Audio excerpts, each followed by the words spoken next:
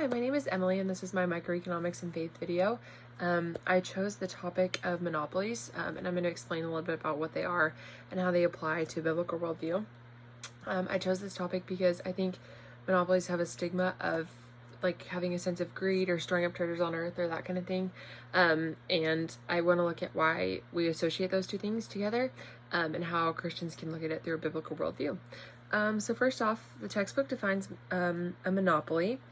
It's derived from two Greek words meaning single seller, and it defines monopoly as a market characterized by 1, high barriers to entry, and 2, a single seller of a well-defined product for which there are no good substitutes. I think the most important part of this definition is the no good substitutes. So typically monopolies tend to get put on a pedestal, and in a sense idolized because they're one of a kind, and they tend to have rather dominating tendencies. One really good example of monopoly in the American economy that's rather applicable is Microsoft and the Windows operating system. For many years, Windows dominated the personal computer operating system market, holding a market share of over 73% as of May 2024. So this is a very big and well-known monopoly in America. One of the downsides to a monopoly is that there are no legal or physical restraints. This is in contrast to an oligopoly, where there's physical restraints and that kind of thing, and it kind of limits competition.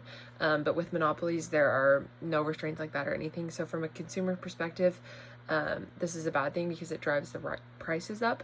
But from a business perspective, this is a good advantage because you can limit your competition and maximize your profits. And then as far as applying monopolies to a biblical worldview, I pulled a few verses that I think are applicable. I think there's lots of traits of greed and that kind of thing that are associated with monopolies because people are money hungry and kind of forget about the morals and just care about the competition. So I found a few verses that I think shape the biblical worldview and can be applied to monopolies. All right, this verse is in Philippians 2, verses 3 through 5, and this is an NLT version. It says, "Do not be selfish, do not try to impress others, be humble, thinking of others as better than yourselves. Don't look out only for your own interests, but also in the interests of others. You must have the same attitude that Christ Jesus had."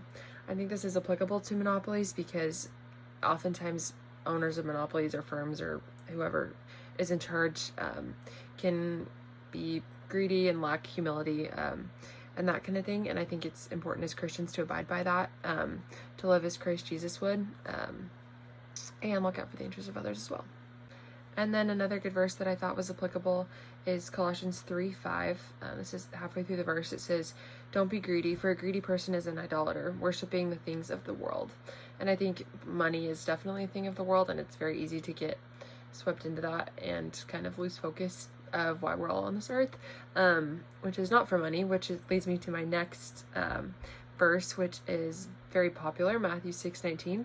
"Do not store up treasures here on earth, where moths eat them and rust destroy them, and where thieves break in and steal." And I think this is also applicable to monopolies, because stereotypically the heads of monopolies tend to have a mentality where they want the best and they want everything that they can get, and it tends to store up treasures on earth. And I think it's important to remember our morals and remember why we're here again. All right, I've got one more verse to tie monopolies to a biblical worldview.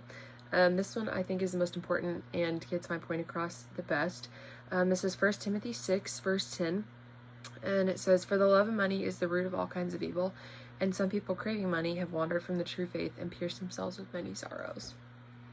In conclusion, I do not think monopolies are bad. I just think it's important to keep those monopolies geared in the right direction, and to not lose sight of what matters in this world, and to not store up treasures on earth and things like that. And I think 1 Timothy 6 does a really good job of explaining how things like money and that kind of thing and resources like that can often veer us away from faith. So thanks for watching.